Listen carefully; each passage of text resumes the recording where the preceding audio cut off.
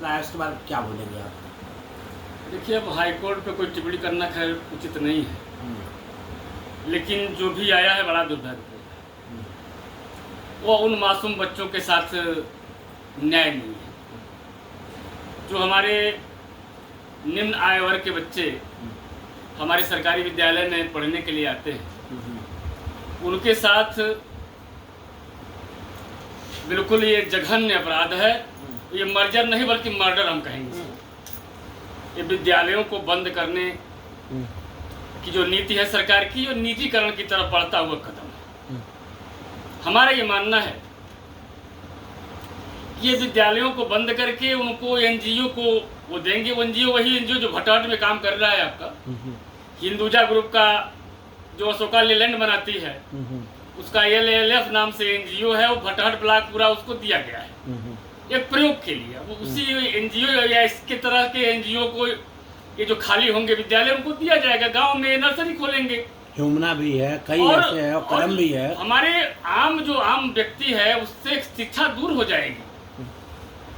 जो right to education है, RTE, शिक्षा का अधिकार, इसके साथ खुला मजाक की सरकार करने जा रही है। निश्चित रूप से इसकी कड़ी निंदा मैं करता हूं सरकार की इस नीति की। शिक्षा संघ द्वारा ट्विटर पर अभियान चलाया गया, कुछ अधिवक्ताओं को बड़े हायर प्राइस पर लिया, हायर किया गया, उसका भी असर नहीं पड़ा।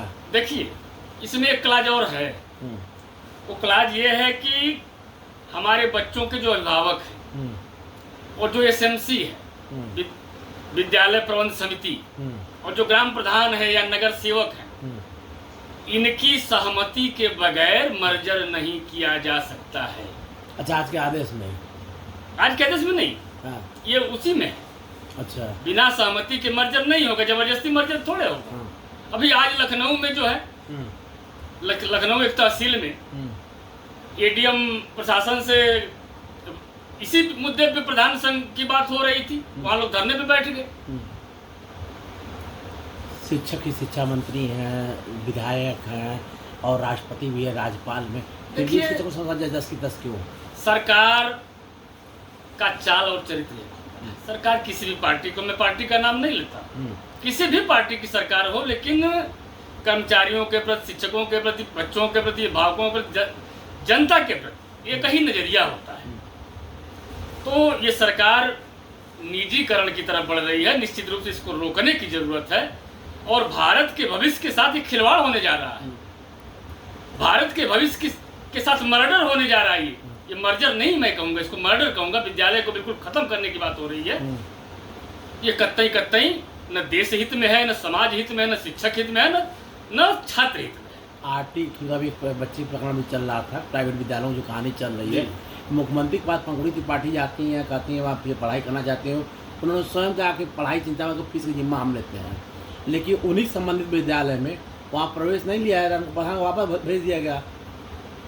नहीं तो अभी तो आज मैं पढ़ा हूँ कि उनको एडमिशन मिल गया है। जब वो बच्ची रोई मीडियम गए तो फिर मिला। अब एक बात, जो बच्चे न मीडियम नहीं आते हैं तो नहीं मिलेगा। सरकार सरकारी विद्यालयों को बंद करने की योजना पहले से। हमारे विद्यालयों में बच्चों के ड्रेस के मद में 1200 रुपए दिए जाते हैं। आज जो निजी विद्यालय हैं, जो 10% निर्बल आय वर्ग के बच्चे उसमें जाते हैं एडमिशन के लिए, उनके लिए 5000 रुपए दिए जाते हैं और फीस दी जाती है साल की। ये क्या है? ये प्रोत्साहित करने की बात है ना। और निजी विद्यालय देखिए, इसमें कुछ फर्जी विद्यालय भी है। एक मान्यता पे कई विद्यालय चल रहे हैं। इसके तरफ शासन का ध्यान नहीं, प्रशासन का ध्यान नहीं है कि जो फर्जी विद्यालय चल रहे हैं हमारे प्राथमिक विद्यालयों के आसपास, उनको बंद करने की योजना नहीं है। लेकिन जो सरकारी विद्यालय है, भाई हमारे पास ट्रेंड टीचर है हमारे विभाग में, और 2000, 4000, 3000, 5000 से अनट्रेंड लोगों से पढ़वाने का काम निजी विद्यालय के लोग करते हैं। तो जब हमको सुविधा नहीं मिलेगी, व्यवस्था नहीं मिलेगी, क्या बात ये करेंगे? RT जो प्राथमिक विद्यालय हर जनपद के, हर तहसील, हर मोहल्ला में, हर गांव में है, वहाँ पर निःशुल्क शिक्षा देते, योग शिक्षक भी हैं। तो फिर RT क्या मतलब था? अब प्राइवेट विद्यालयों को प्रोत्साहन लेना था। कुल मिला के सरकार प्राइवेट विद्यालयों को प्रोत्साहित कर रही है।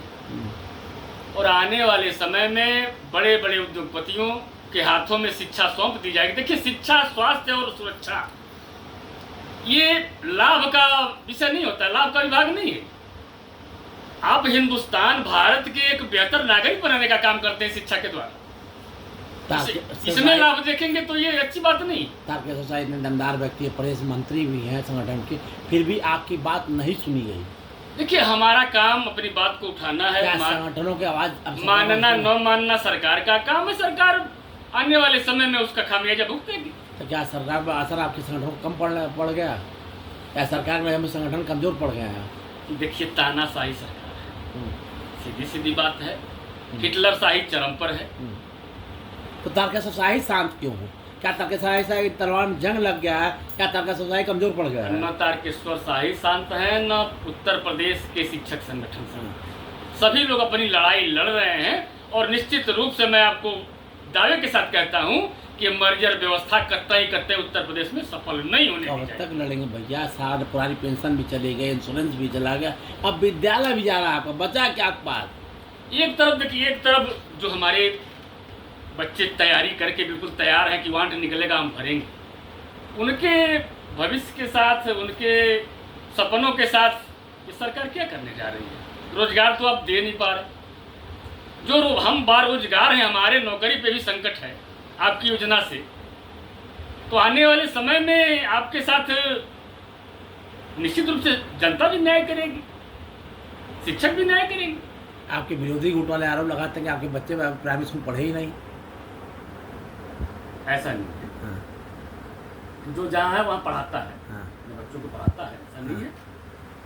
और हाई कोर्ट से एक आदेश आया था, मैं समझता हूँ 2015 के आसपास, कि जो ट्रेजरी से वेतन लेता हो उसके बच्चे मैंने सरकारी विद्यालय में ही पढ़े तभी उसको वेतन रिलीज किया जाएगा। ये योजना अगर लागू कर दी गई होती तो आज हमारे विद्यालयों की ये स्थिति नहीं।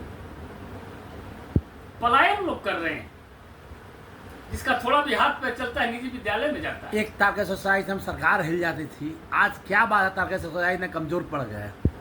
देखिए, सरकार होती है। हम कई तारकेश्वर शाही को अनाज जूस की जरूरत नहीं पड़ गई, या बाबा रामदेव को अनुलोम विलोम करने की पड़ गई? सरकार अपना काम करती है, शिक्षक संगठन या कर्मचारी संगठन अपना काम करते हैं। उनके अध्यक्ष मंत्री तो आप हैं। सही है, लेकिन हम सरकार को डंडे से नहीं हाँक सकते हैं। बातचीत करने का क्या? लोकतंत्र में एक व्यवस्था है, 5 साल पे अवसर मिलता है, सबको मिलता है, वही व्यवस्था है, बाकी कोई व्यवस्था थोड़े है। लेकिन ये है कि इस मर्जर के खिलाफ पूरा शिक्षक समुदाय, पूरा अभिभावक समुदाय, पूरा प्रधान संगठन, नगर सेवक संगठन, सारे लोग एक राय होकर, एक साथ होकर इस व्यवस्था के खिलाफ लड़ने का काम करने जा रहे हैं। ये मैं